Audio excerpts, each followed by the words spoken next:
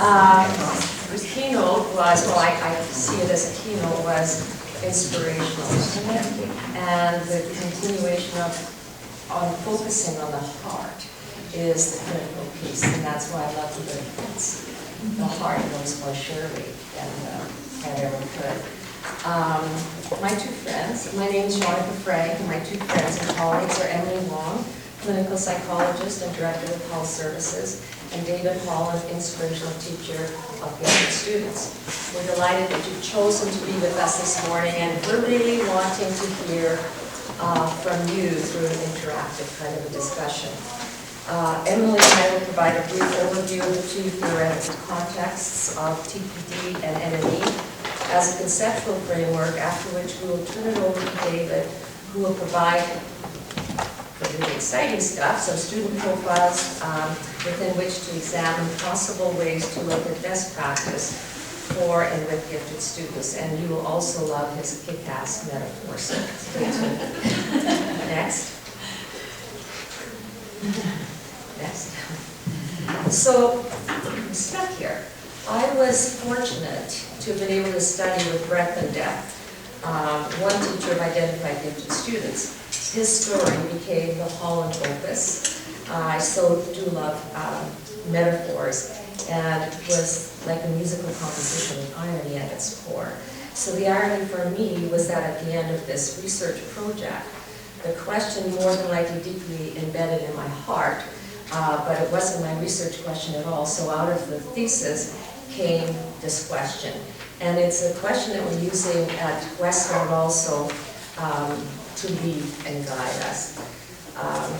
So as T.S. Eliot said, it better than I ever could, we shall not cease from exploration, and the end of all our exploring will be to arrive where we started, and know the place for the first time, a condition of complete simplicity, costing no less than everything, and all shall be well.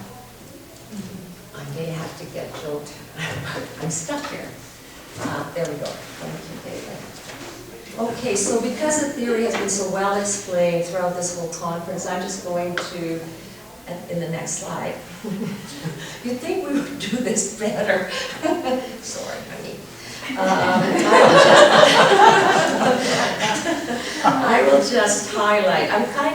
I'm stuck because without my glasses I can't see you, and with my glasses I can't see my text. So I'd rather see you than this, I think.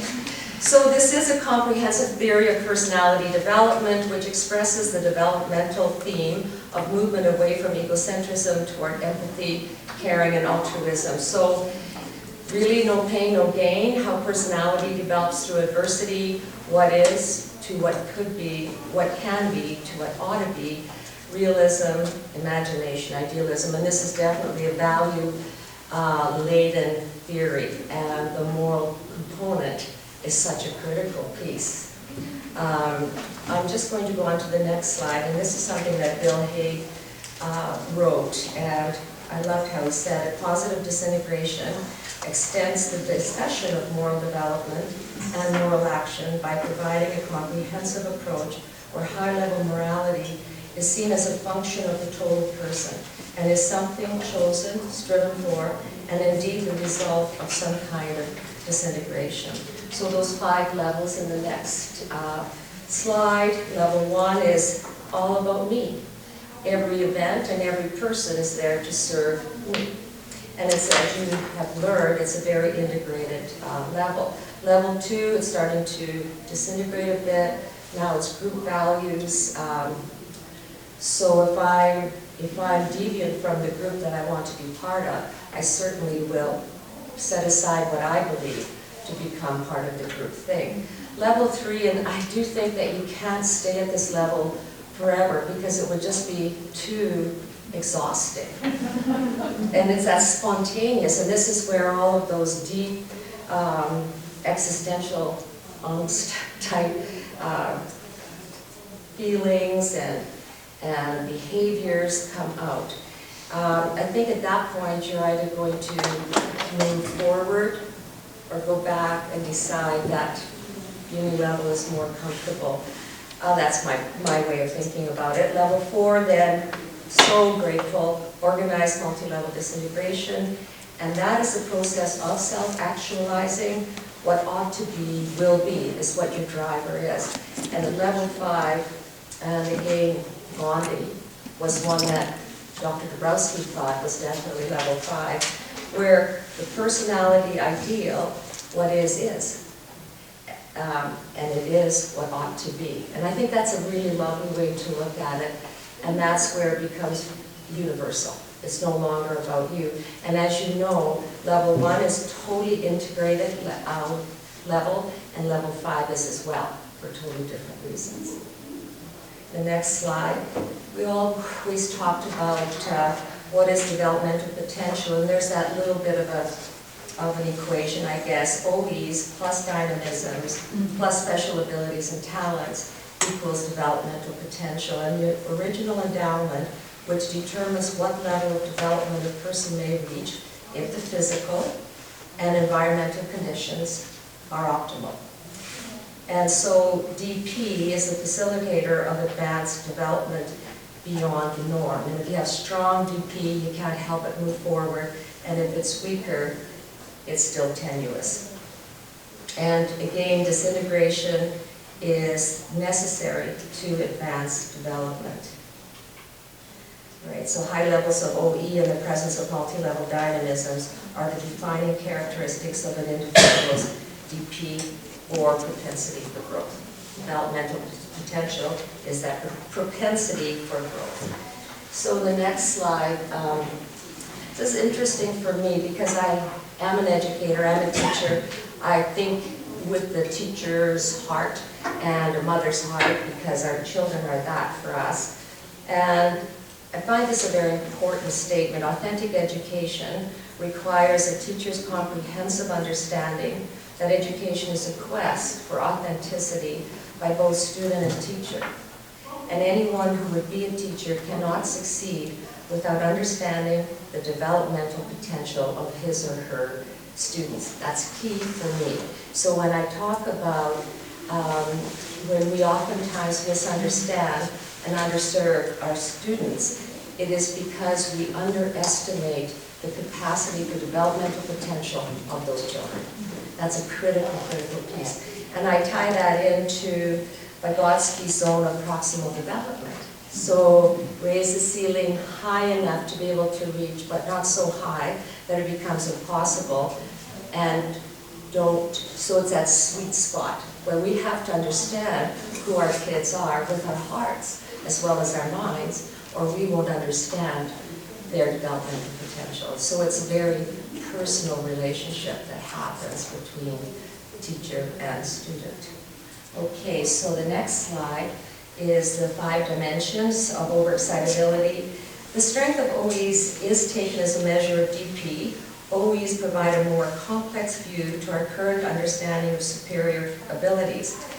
And what Dabrowski said is, and I think, and it's been mentioned before, and I think it's an important piece, the 5 forms of overexcitability undergo extensive differentiation in the course of development. One of its products are developmental dynamisms, which shape and direct development. So out of those, the dynamisms are developed. The third factor, the autonomous factor, and specific multi-level dynamisms unite intellectual and intuitive insights with effective involvement and commitment, and are identified in how he relates to his own experience. So Emily is next going to come and explain almost. Sorry, you still have to listen to me. Next slide. Biological or mental forces controlling behavior in its development, instincts, drives, and intellectual processes combined with emotions. That's one way that Dabrowski describes the developmental dynamisms. I do think that Leonard Cohen's line really fits here. There's a crack in everything. That's how the light gets in.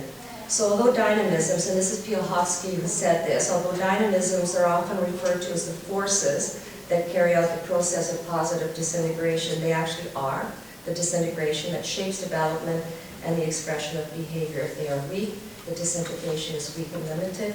If they are strong, the disintegration is strong and all-conclusive.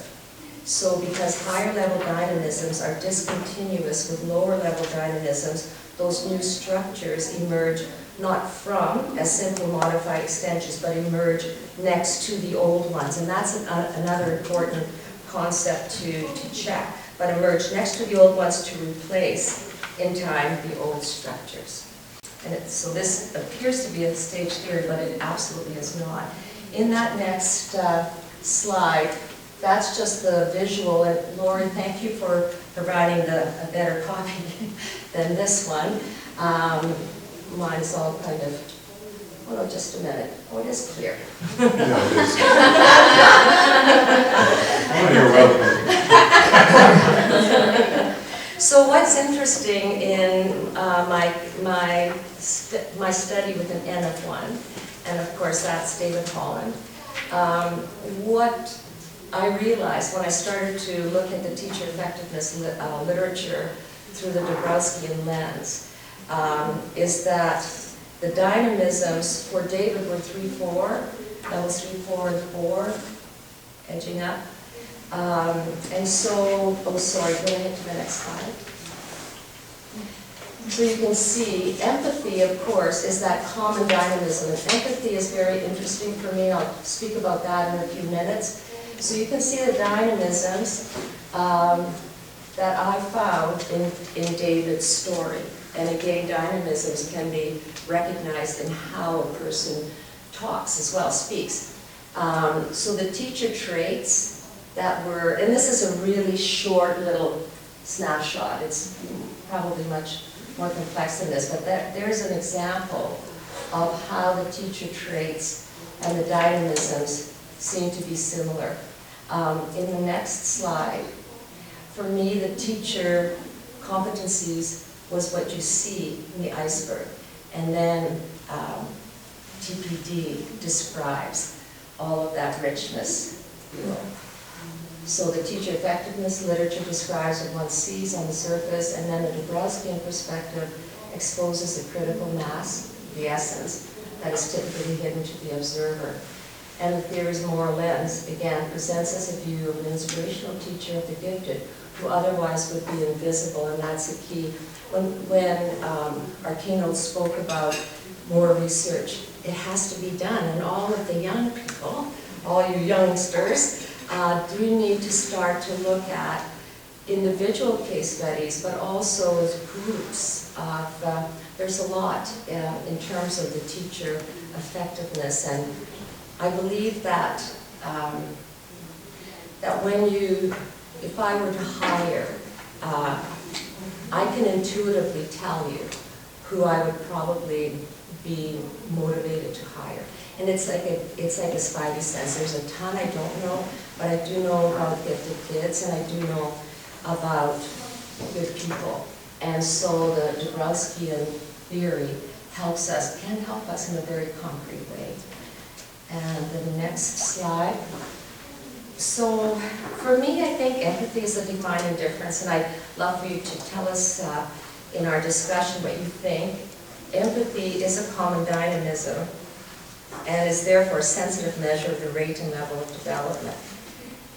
Growth of empathy is one of the most powerful developmental dynamisms, and one which most clearly shows the progressive and hard-won change from narrow egocentrism to an all-encompassing universal love. And empathy grows out of those strong emotions, and the emotions lead everything in this theory of search for the meaning of life and finding it in concern and service to others, and out of the need for self-perfection as a human being. As Bill said, I think two days ago, that you have to shelter your ego before empathy can ever come into play. And I think it starts with self-awareness, because if you can't be other-aware if you're not first self-aware. So self-awareness that leads to other-awareness, and from that, the capacity for subject-object to be able to subjectify the other and objectify yourself. We mostly do it the other way. And then what an amazing world this would be. There would be no strife, and we would all be working toward the higher common good. So in the next slide, David said some pretty amazing things. And some not so good. No, just kidding. That's not so good. And I think this is an important piece. Autonomous, authentic teachers possess a high degree of consciousness and unity in their thinking, emotions, and activity. They demonstrate an empathic understanding of the developmental potential, there it is again, of their gifted students, and this is my belief. But what David said, somewhere through the theory, or through our multiple discussions and so on, was something that I found so riveting, and I'm going to just read it here.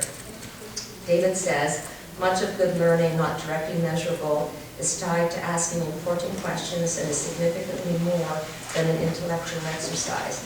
There is an emotional component that cannot be ignored. Gifted students' heightened ability to perceive connections means that I extensively use their empathy for others to teach broad concepts with depth. That empathy makes the abstract very personal, and that's a magnificent concept that you won't find anywhere in the literature, and it's spot on correct. And by the time the study was finished, David had moved out of the program for the gifted, the GATE program, to a regular high school. And in one of our conversations there, he said, Janneke, I didn't realize how much I used the empathic stance of the kids in GATE, and I didn't realize it until I came here. And he said, some of these kids can't get beyond their own skins. So again, it's a whole responsibility for us to understand who these kids are. Incidentally, this is something you probably all know. When a gifted kid doesn't want you to know, you won't know. So you need to develop that relationship and that trust. And very quickly, we're interested in resilience and the gifted. I'm just going to probably have you look quickly. I wondered, and I'll just say that for later. So here's resilience and the gifted. Very little literature, by the way. And the next slide.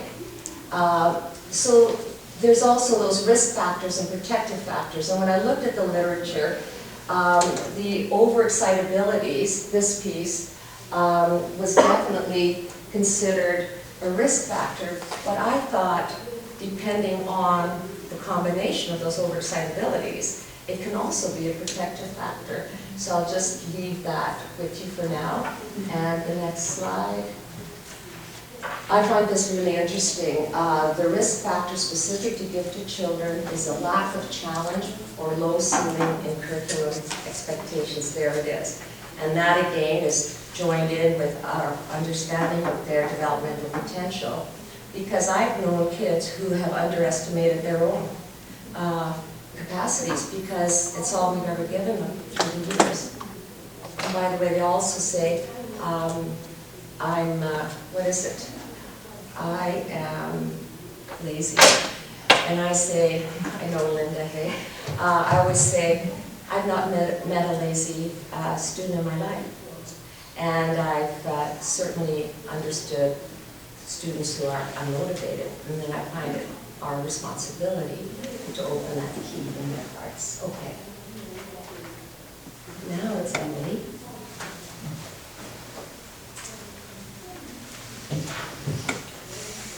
Okay, so I want to give David as much time as possible to try and integrate some of this information. But before we do it, I just wanted to give you a bit of an idea about some of the things that we've been doing. Do you mind if I use the clicker? Please do. I just need something to hold. It actually makes me feel more comfortable. So part of what we've been trying to do through the neurosequential model is to look at how the brain develops, and also to be able to better understand what that means in the context of working with kids. So whether we're working with kids that have experienced trauma or whether we're working with kids that are gifted, we're basically kind of trying to think about the underlying impact of how the brain has actually developed, and then using that to proceed in terms of our clinical work and our ability to basically change the brain and think about our students. Okay, just the right, on the right hand side. Okay, so some of you I know are familiar with this. This is basically a very simplified perspective of how the brain develops. And this was created by Dr. Bruce Perry. And he talks specifically about what he calls the neurosequential model in education. So I'm going to give you a brief overview about how the brain develops, hopefully in the context of what makes sense with the Dabrowskian theory. So the brain develops from the bottom up.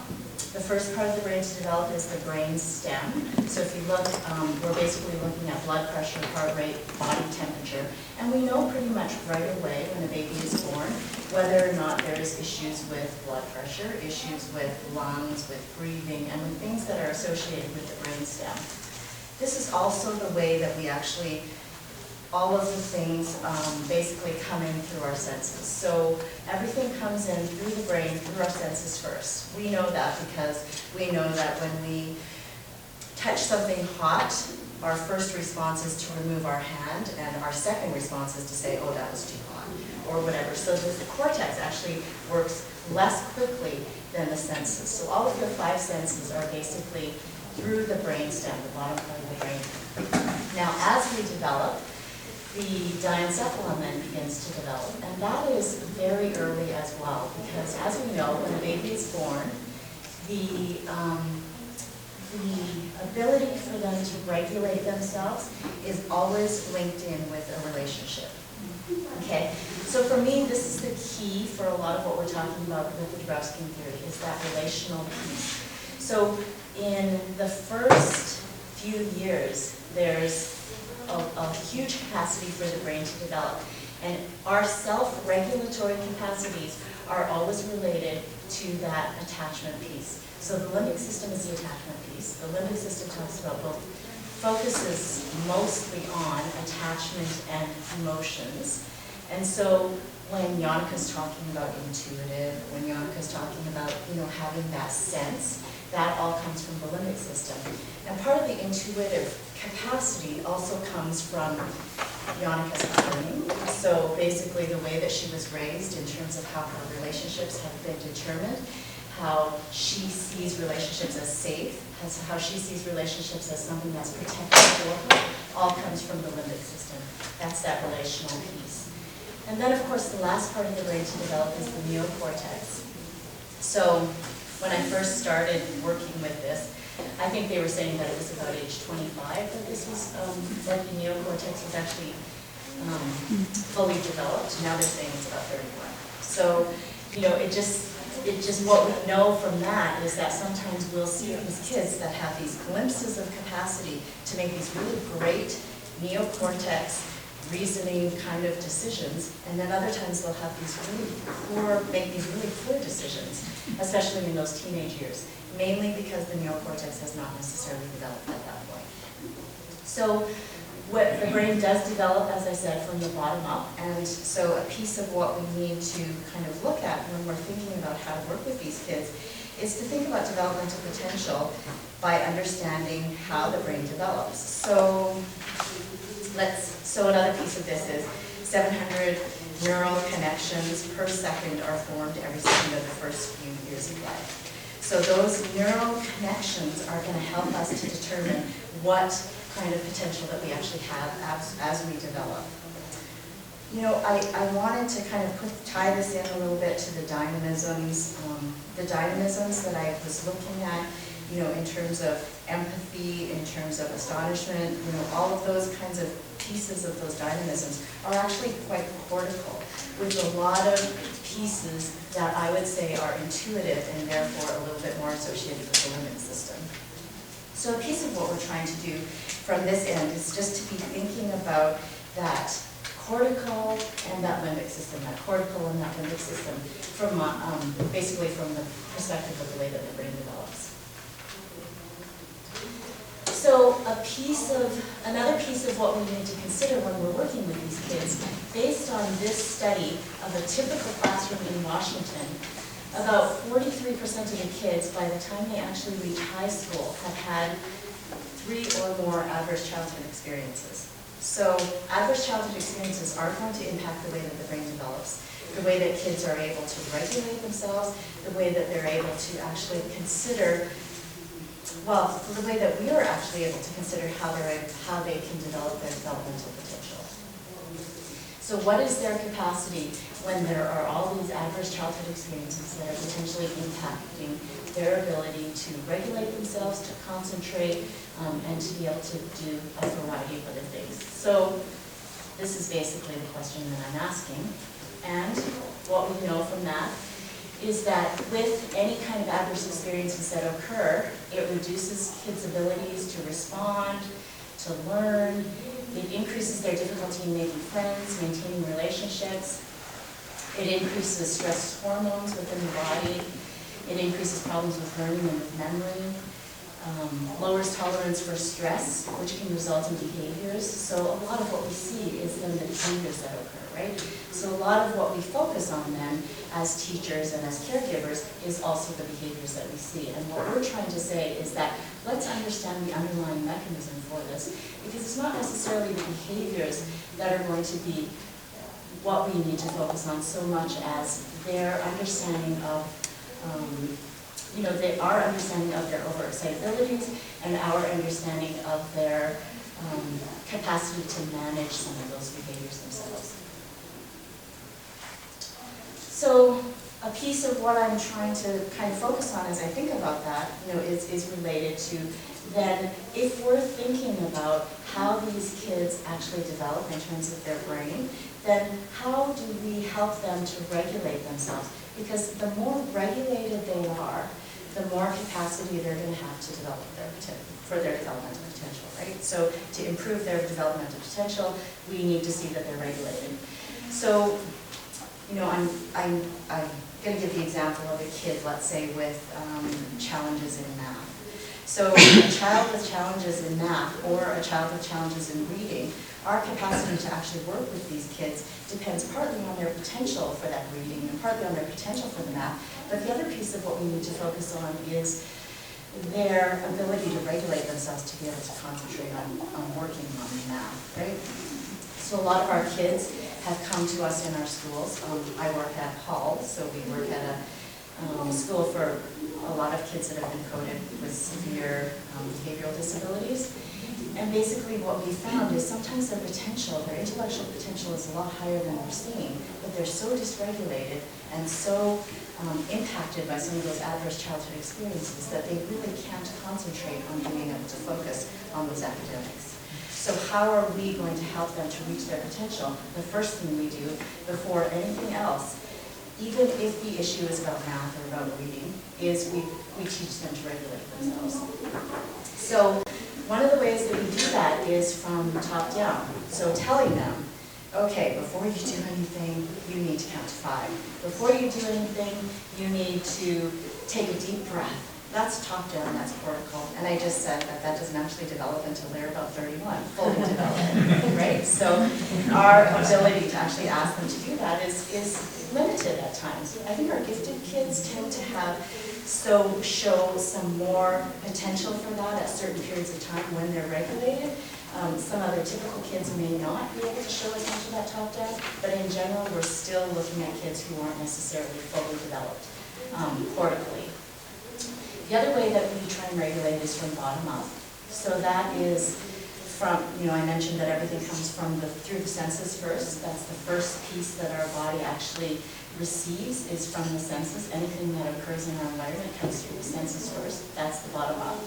And so a piece of what we're talking about there is how to manage that stress response system.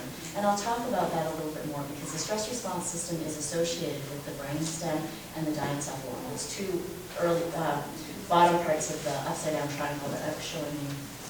A third piece of that, then, is the relational regulation, which we think is huge because it's a big, it is really the most significant piece of regulatory capacity for kids, the most significant piece. So, when I'm talking about a relational regulation, I'm talking about the capacity to look at somebody and feel like, okay, now I feel a little bit less nervous because I'm looking at Janneke. Or, being able to, it's like when you think about a toddler who is in that rapprochement phase. So basically they are moving into a little bit more independence. They're now able to walk.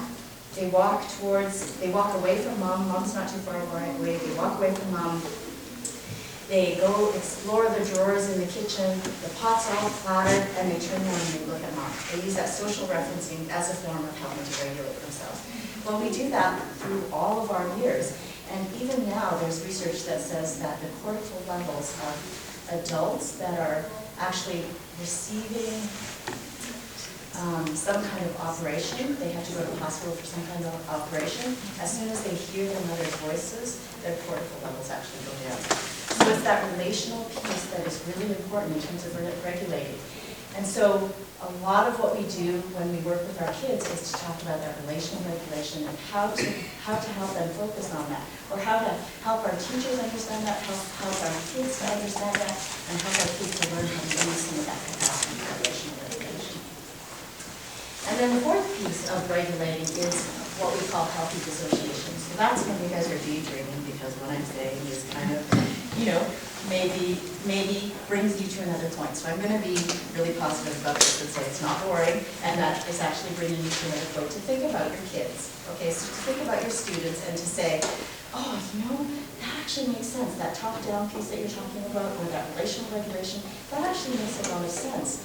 And so when you start thinking about somebody else and some other situation while I'm talking, that's actually dissociating, because you're moving away from that reality. So kids use that as a form of dissociating, that form of dissociating as a way of regulating all the time. It's when we've said enough is enough and we start looking at our cell phones because we can't regulate ourselves anymore, and we need to basically dissociate ourselves. Reading is also a form of dissociation as well. There's lots of really healthy forms of dissociation. And I think understanding that has been another piece of us understanding our kids and their behaviors as well. So I tried to take this and think about it in terms of the overexcitabilities that Janneke talked about. And basically wanted to just kind of run through, for all of these overexcitabilities that these kids, that Dabrowski theory talks about, we can actually consider how we can use top-down, bottom-up, healthy relational regulation and dissociation in all forms of these overexcitabilities to help us regulate ourselves. So the psychomotor piece would be something that's a little bit more bottom-up. We're using that pattern repetitive movement, those senses, so that physical body to actually manage some of our regulation when we're talking about overexcitabilities. So when I think about overexcitabilities, I think about it moving on a pendulum, right? Everybody has some psychomotor agitation, everybody has some periods of psychomotor, and then the overexcitability itself has just a bigger pendulum swing in my own mind, right? So a piece of what we're trying to do then is to think about how we're going to regulate the overexcitabilities of the psychomotor child. We're going to help them by having them have more opportunities for those brain breaks that are more psychomotor. The sensual piece, so that would be what we would consider the sensory components coming from the bottom up. And we use that quite a bit in terms of helping to regulate our kids. So that would be the bottom-up type, OT type activities that tend to support kids. So whether it's that the kids require something like a standing desk to keep them regulated, so that the desk has something on the bottom where their feet can kind of move back and forth at the same time. They're managing their stress response by basically looking at the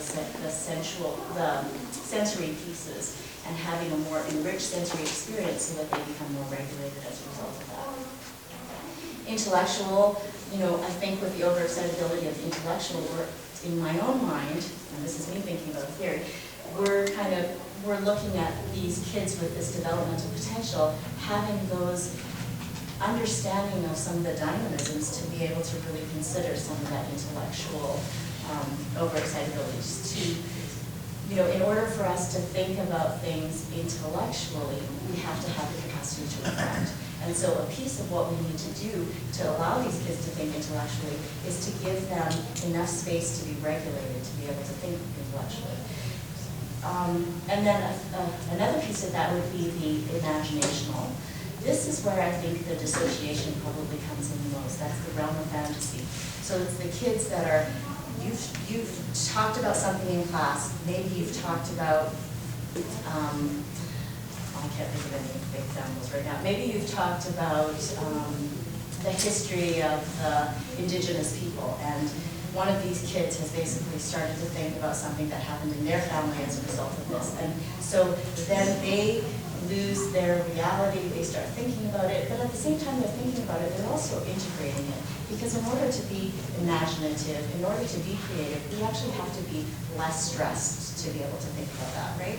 So if we are moving up and down the stress arousal continuum and we're actually too much in a state of high arousal, let's say fight or flight, we're not necessarily going to be able to use our imagination to think about things a little bit more effectively, right?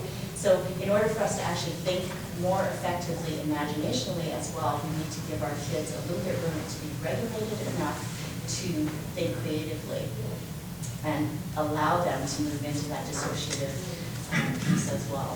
And then the emotional piece, which is tied in with the limbic system again, their capacity for those deep relationships, the intuitive piece that Janneke was talking about earlier, that's another part that we spend a lot of time on in terms of helping these kids to understand their ability.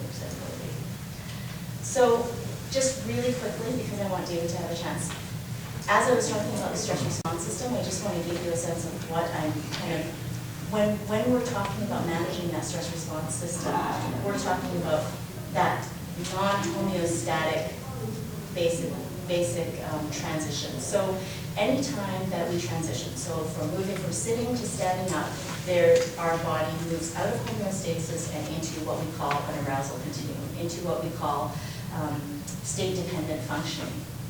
And if you consider this at the most extreme, we're basically talking about, let's say you're being chased by a saber-toothed tiger, you move into the fear or terror, down the bottom right there, you move into the fear or terror, and your capacity to actually think about things, to be creative, to be imaginative, all of that loses its capacity because of the way that you've actually moved into that fight or flight response.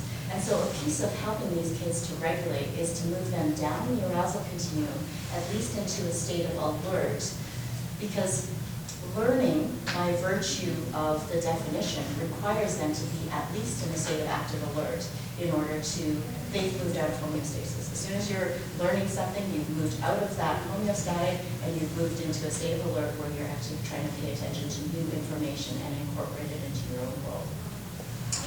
So, you know, I'm just going to give a quick example of this. If we think about this in terms of me as a student, Emily, your teacher emailed me and let me know what happened in class today. As you know, we had this conversation multiple times. Okay.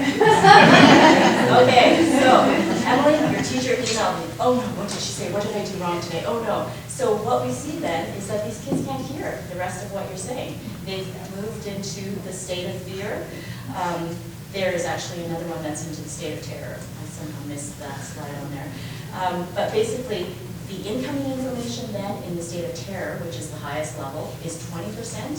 The outgoing information is also about 20%. So if our kids are in that state of fear or terror or regulation, even if they're really good at math or really good at science or really good at relationships, they're not going to be showing it right at that moment.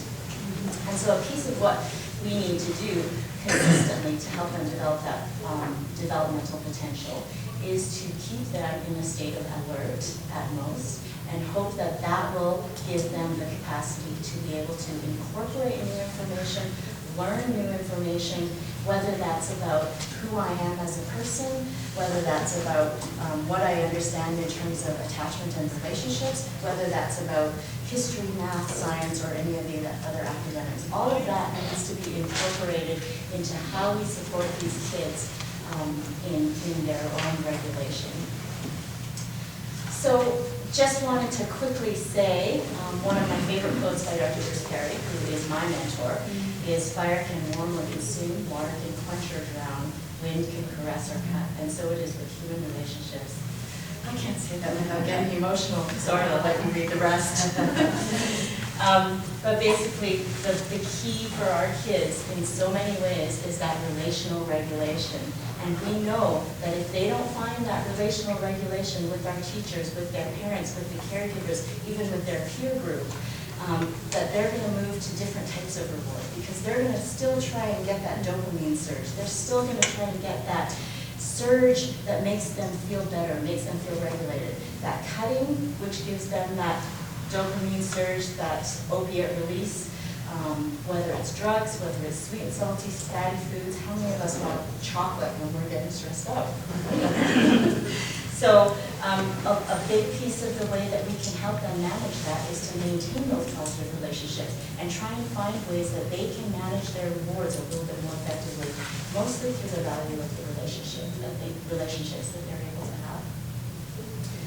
So, Okay. can I let them move on? Sure. You know, as you can tell just from listening to these guys, there was huge complexity in terms of what they were trying to bring together.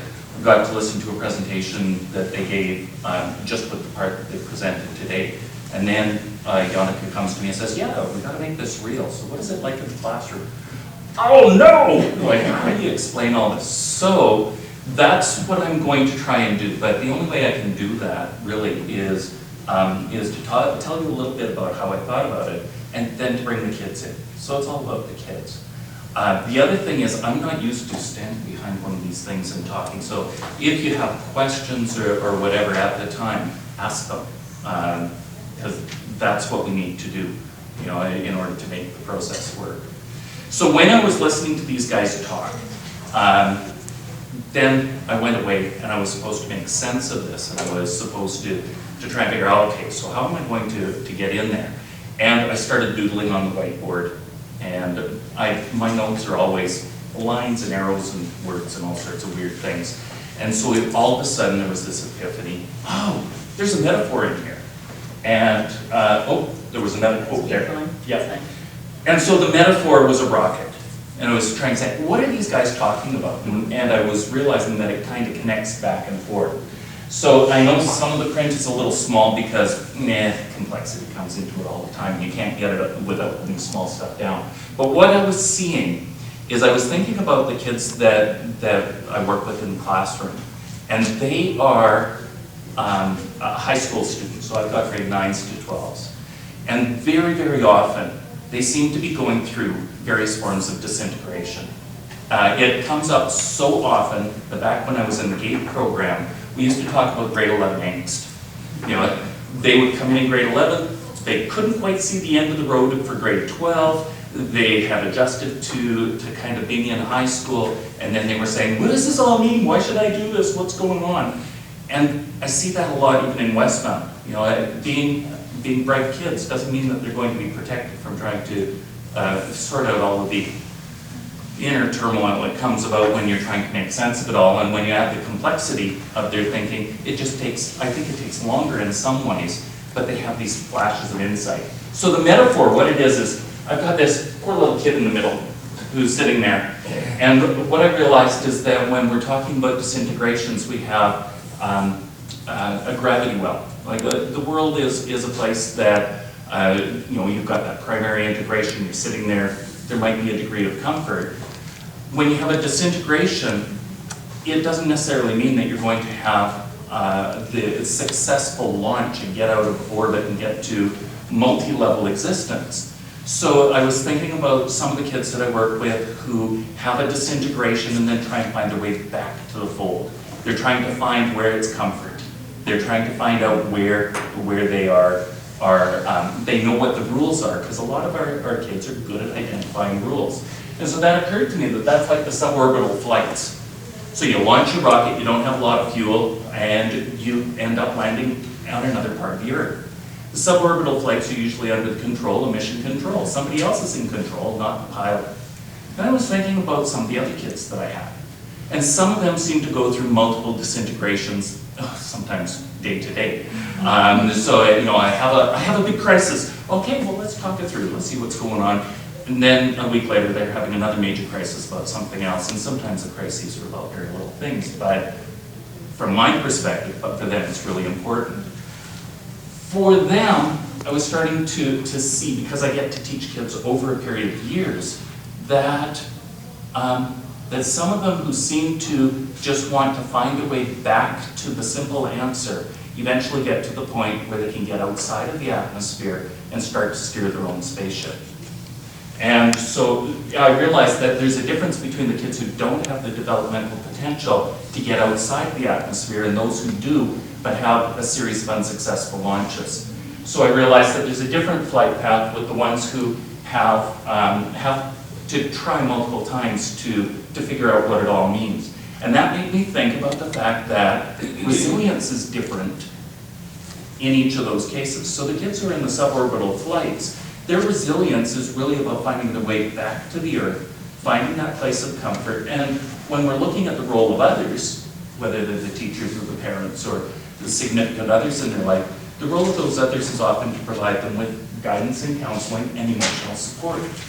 So they can find their way back and they find a comfort zone, and you might provide them with an answer for how to do that. For the kids who are on this dashed path here, where they might launch a few times, the role of resilience is a little bit different, because it's easy to withdraw from that challenge. It's easy to say it's not safe to do that. And so resilience is a bit different for them, because they have to be willing to embrace the pain again. And that I see quite often with high school students. And so then we end up turning around and saying, how do I support you in this? You know, I can tell you it'll all work out. I teach a lot through stories, so I get to tell stories about my kids, my wife, other students, and just say, I know it hurts right now, but I can't tell them that it doesn't hurt. I can't tell them that it'll all get better. But what I can do is say, keep on struggling. So for them, the resilience is about relaunching, and the role is a little bit different. When we get the kids who get into that multi-level existence and they're starting to really sort things out, like Janneke was saying, those ones in level 3, oh, that's all in my grade 11 class. No, but when they're in that stage, it's really, really intense. You add giftedness to that and those overexcitabilities, and you go home exhausted because you're dealing with trying to honor all of that process that's going on, and they're in different places, and they're interacting with one another. When you've got 25 kids in the classroom, all of whom are suffering some form of existential angst, some of whom will dissociate by just putting it into the intellectual and not deal with the feelings at all, and then get angry at somebody who's got feelings, it makes that classroom context really, really, I'll go with complex. I read a book a while back that gave me a really interesting difference between complicated, which is there are a lot of different pieces that have to work, and complex, where they interact. And the interaction, the whole is more than the sum of the part. I think we deal with complexity when we're dealing with our kids, because all of these pieces are interacting. And so then you've got some of these kids who are just launching in a suborbital flight. They may not have a lot of developmental potential as bright as they might be. You have the other ones who are trying and trying and trying again. You can put up the little engine, whatever it might be, depending on the age group that's there. And you've got the ones who have kind of gone through and are now trying to make sense of things. They have hugely different questions than the ones who are just flying in the atmosphere. And their questions often have a very philosophical base.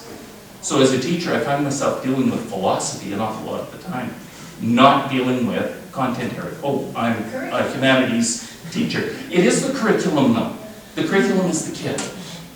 And what it is the subject is just the vehicle for addressing the needs of the kid. So I've had a really varied background, so there isn't a lot I haven't taught.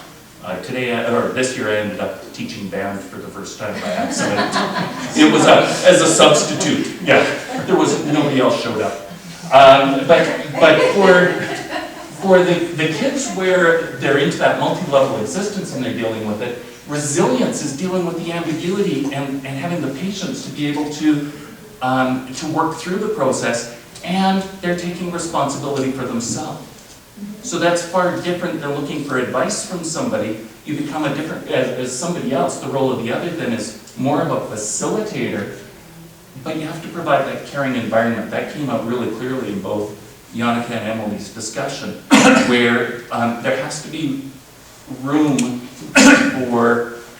for their little spaceships going to many different places. So in the model that came to mind for me, the metaphor that came to mind, the end result was never there. Somewhere out there in space, there's that autonomous and authentic kid who is developing. But because of the age group that I deal with, I seem to be somewhere in there with them when they're suffering from those frequent cosmic storms. And so that metaphor for me made a lot of sense. And it was very symbolic, but I find that when I work with the kids, I often use metaphors to explain what's going on. And diagrams, I love diagrams that draw things all over the place. Part of our discussion that happened as we were putting this together, Emily had an interesting observation. So earlier, Janneke had that as one of her slides about what is developmental potential, and she had the OEs plus. Emily was sitting there and she was thinking. It was fun to watch her because she kind of sat down, working this out. And then she said, oh, by the way, I wonder if it would make more sense to talk about it instead of plus with times, looking at the interaction. So what happens when one of these pieces becomes 0? It eliminates all of the other ones. I thought that was elegant and eloquent, because we really are not in that linear situation where things just get added on. So all of this was me trying to make sense of what am I going to do with this, and I thought I'd tell you about my thinking. But I also wanted to tell you about the most common conversation that I have with my high school students. Most of my high school students know how to do school. Even the ones who don't do it know how to do it. And if you ask them, so what am I supposed to do? It's always fun talking to them about what are the organizational strategies that you should be using. They can list them off and they'll say, oh yeah, I forgot about that one, and I forgot about this one. Because they know it, they just don't necessarily do it. When I'm taking a look at what is getting in the way of their learning, it's often because they're doing school rather than learning to be who they really are and learning how to learn. So the most common conversation I've had at Westmont in the last 2 years with students has been about Dabrowski's zone of proximal development. And what I do is I tell them about, you have a comfort zone. That's the area where you know that you can do this. And a lot of them have those skills in place. That's that glass ceiling that Janneke was talking about. They've been given the same kind of activities for years, going back to elementary. And that comfort zone is something, because they know how to do it, they can take energy and put it into other things. They don't actually have to learn how to learn. The comfort zone is the student who turns around and then says, so what are you expecting me to do? How many pages in the essay? I'm an English teacher now. Does it have to be a 5-paragraph essay, at which point I explode? And so we have these things where we're taking a look at, why are you asking me these questions? Why do you want to do that? So I can get a good mark. What's the relationship between the mark and the learning? I don't know. My mom won't kill me when I come home as long as I have, and then fill in the blank. It'll depend whether it's 70, 75, 80, 85. It's always in the 5%. They don't say I have to have 89.2%. But they know they can do certain kinds of things. What we have is very little need for resilience if that's what you give them, because they just know how to do it. No help is really needed. You give an assignment where they think they know how to do it, and they'll just follow through. And then what you have is little learning. If you go way over here and give them the impossible task, that's the one that they absolutely know they can't do. And it depends on the risk. Some of them just say that's stupid and there's no risk. They don't do it or whatever. The ones who were saying, oh, I have to get this done because the teacher asked me to do it, that is a huge risk. So the risk, you have to talk to the kids to find out what it is that's happening. Or getting in the way of what's happening. If it's way out there probably won't be any learning done because they're in that panic mode, terror.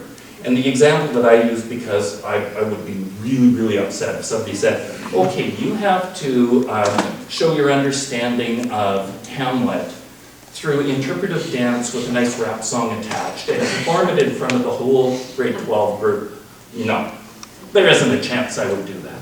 And almost every one of the kids would get that. They'd say, yeah, that wouldn't be comfortable for me. So I said, what's in between? And what's in between is that area where you're not sure whether or not you can do it. You need a considerable degree of resilience because you have to be able to take that risk. Help is needed, but it's not the help where you're holding the hand. It's the help where you're providing them with options, That's what teaching is about. This is where teaching occurs. And that's what the classroom should do. The problem being that you've got that 25 or 30 kids who are all over the map. So any assignment has to be open-ended enough and ambiguous enough that they can find their place in there. And the cool thing that they like about it when they start to try it out is that the comfort zone that they thought they had expands when they take on those other risks. And so their comfort zone builds over time. That's what learning growth is about. That's what we try and do. I know we're short of time, so like if you have questions, I'll stick around afterwards. It all made sense to me. Don't know if it makes sense to you. But then I was thinking about the kids. And I've taught lots of kids because I've taught lots of years, and most of these examples are multiple people, although I'll refer to specific individuals because they were the ones that came to mind.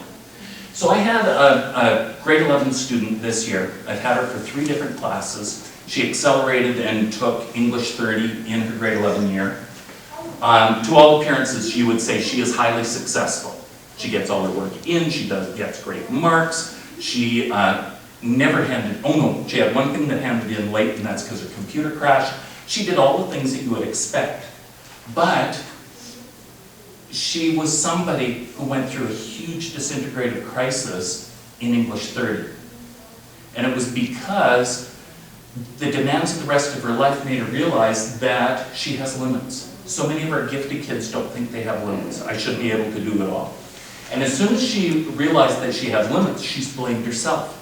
Must be me, there must be something wrong with me, I should be able to do it all. And so she had a crisis in confidence, I don't know if I can do anything. But she's also proud.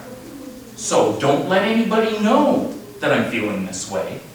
And don't let them know I'm not sleeping, and don't let them know that I'm not happy. But because we had a relationship built over 2 previous classes, I could read her tells. And so I asked her, and that's when she would reveal to me what she was feeling. And it was the feeling that was getting in the way. The intellectual capacity was all there. By the end of the course, she had changed a lot of her thoughts about what success meant to her. And she was embracing that whole idea that she was now the pilot in charge. In my classroom, I require ongoing reflective self-evaluations for all of the major projects where we're looking at more than just the product itself. It's not a reflection where you say, what's good, what's bad, what would I do differently, which is what most of them think self-evaluation is. It's what does it all mean to me, what goals am I setting for myself. That was a key for her to get past that crisis at this particular point.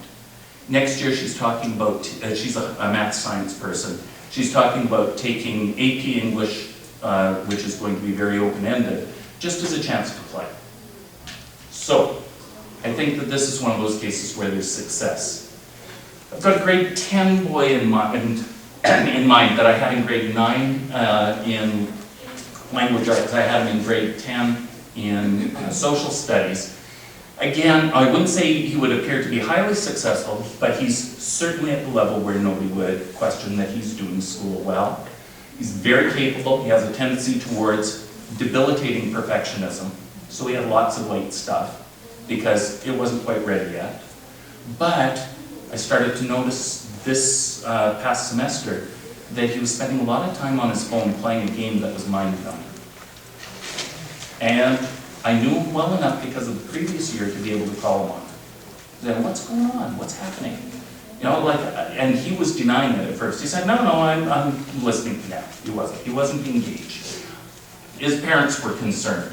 For Nick, the thing that came together for him was there were a couple of flashes of bright times during the course, but it wasn't until the very end of the class where I have them do a portfolio exit interview. So I sit down with each one of my students one-on-one. Nick signed up for a double session, so I had over an hour with him, where we just talked about, what have you learned?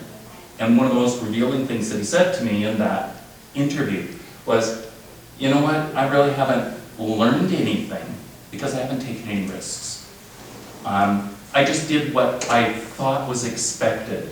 And where I found it to be good was when when I actually went outside of that and got interested and got involved. But most of this, I didn't learn much, I didn't do much, and I don't feel good about myself as a result. So he was really dissatisfied with himself.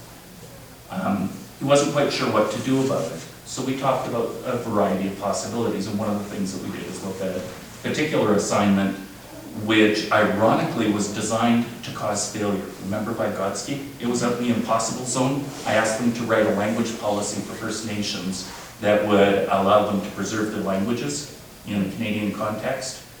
I knew that they couldn't come up with something that would work. And he liked that assignment. Oh, okay. But it was that was partway through the course, so we had to build the trust that, yes, it's okay to be given something impossible, as long as you realize that there were steps in between that you did do. Yeah, that portfolio interview was a very important part for him. Third example is a young lady that I would say is going to be an ongoing challenge for a long, long time. She looks like an underachiever, she feels like an underachiever. There are others who even question whether or not she's gifted. She's very sociable, so social skills are there. Empathy is huge. She's a very strong visual spatial learner. And because of some previous experiences with other students, last year when I had her, one of our conversations was about how do you think? Tell me about what's going on. And she said, what do you mean? You know, what's going on? And then because of the previous experiences with other students, I asked her, do you think in words or do you think in pictures? And it was kind of, well, I think in pictures. Oh. And so then we unpack that. If you're thinking in pictures and the words aren't there, do you have to translate? Are you an ESL student who grew up speaking English because all of your thoughts are in pictures that have to be translated?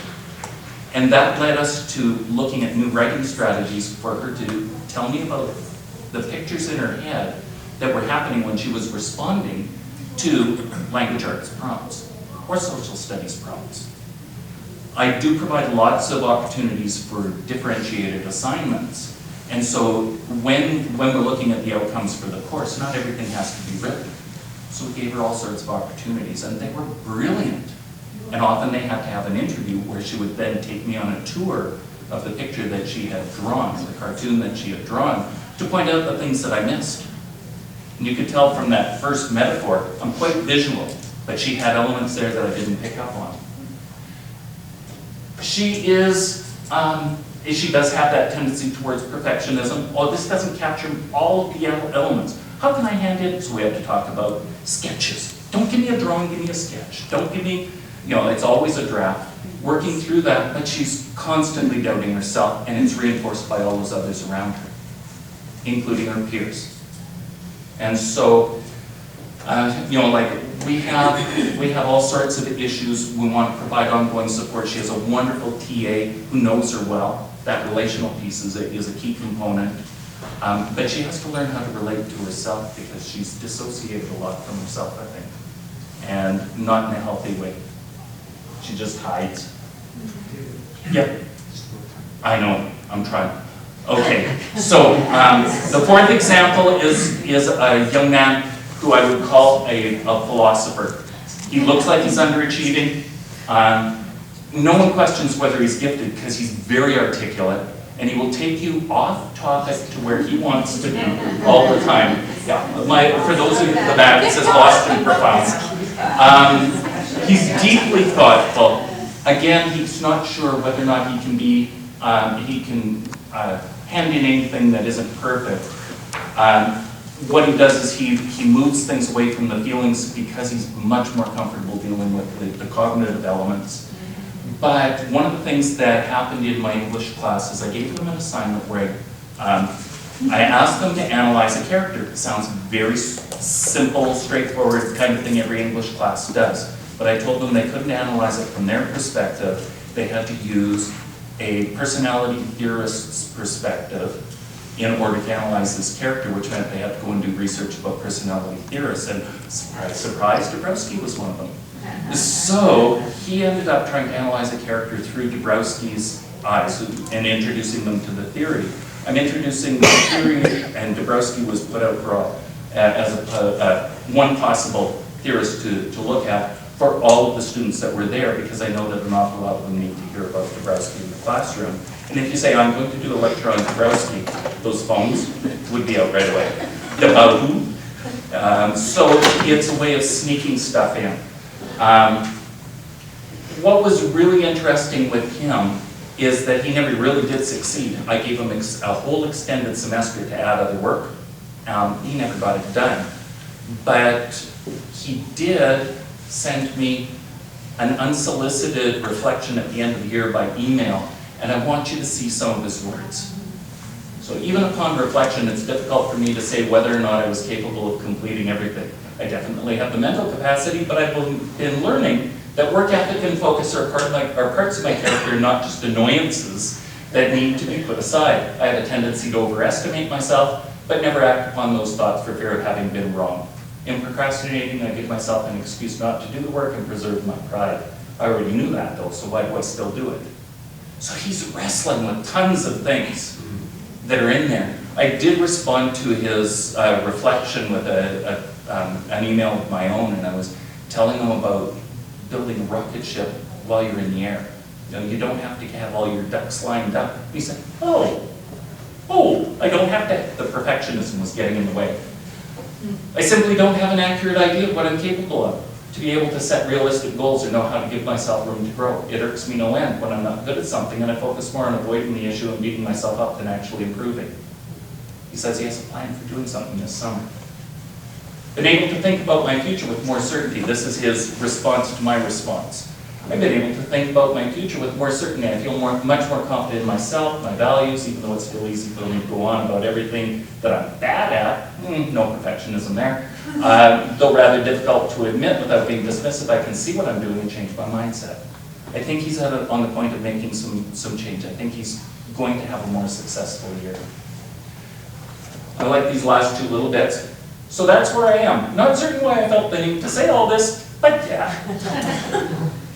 At the end of each of his emails right now, he says, I don't apologize. I'm sorry, but that's just the way I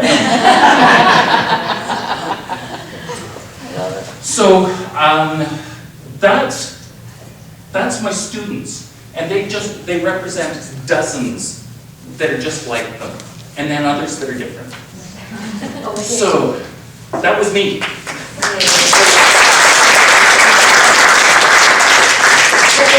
At Westmount, we have achieved a 15-year charter, and we put our vision and mission down on paper. You can check our website. It's giftedness from the inside out, and it keeps us pure in terms of how we work with our children. The next slide also, and the next slide.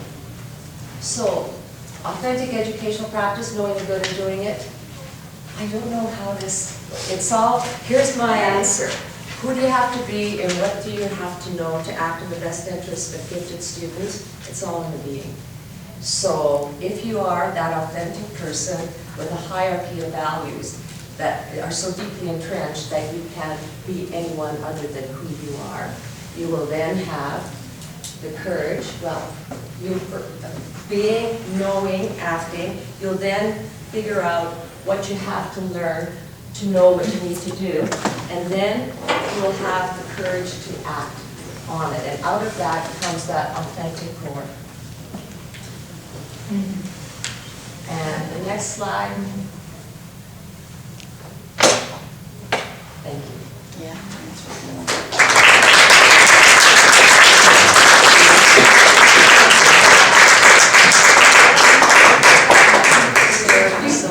Yeah, we knew we had more to say than we had time to say it, but we hoped we could speak fast. Can you back up to the slide? Sure. Yeah, back team. Back one more. Yeah, I would see that. Back team, can you not? Yes, we can back up. What would it